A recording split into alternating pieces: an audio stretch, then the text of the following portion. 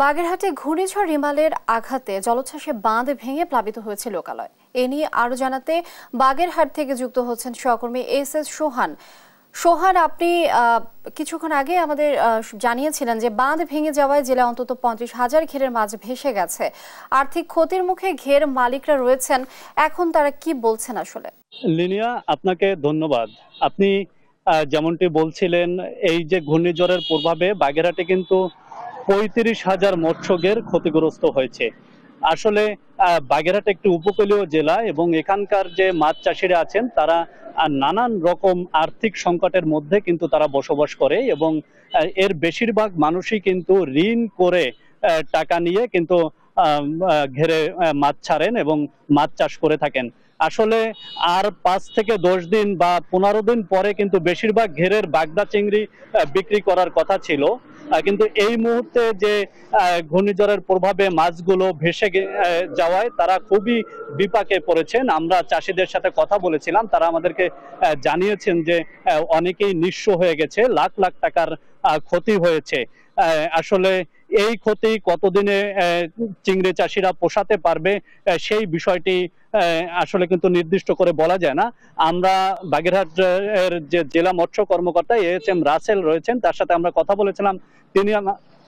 তিনি আমাদেরকে জানিয়েছেন যে বাগেরহাটে কিন্তু মৎস্য চাষিদের নানান রকম পরামর্শ দেওয়া হচ্ছে এবং আগামীতে যখন তারা মাছ ছাড়বে তখন যাতে চুন এবং ব্লিচিং পাউডার দিয়ে ঘেরকে জীবাণুমুক্ত করে মাছ ছাড়েন সেই পরামর্শ তারা দিচ্ছেন।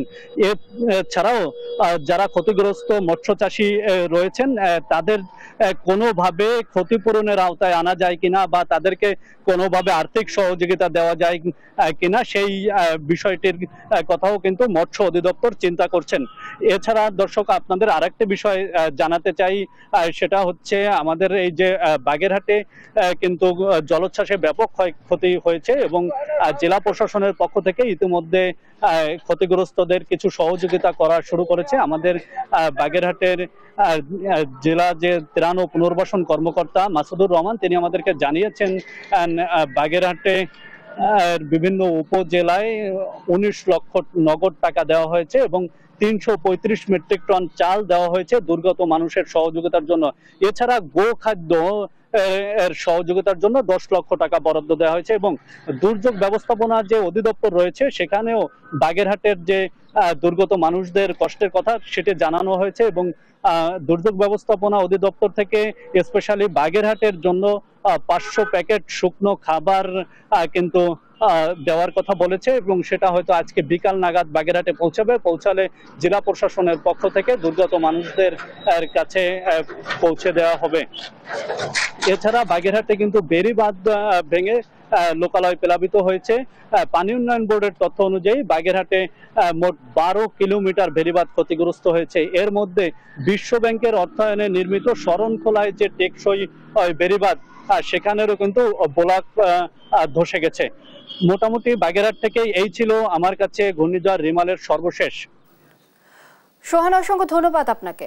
দর্শক, বাগেরহাট থেকে যুক্ত ছিলেন আমাদের সহকর্মী সোহান।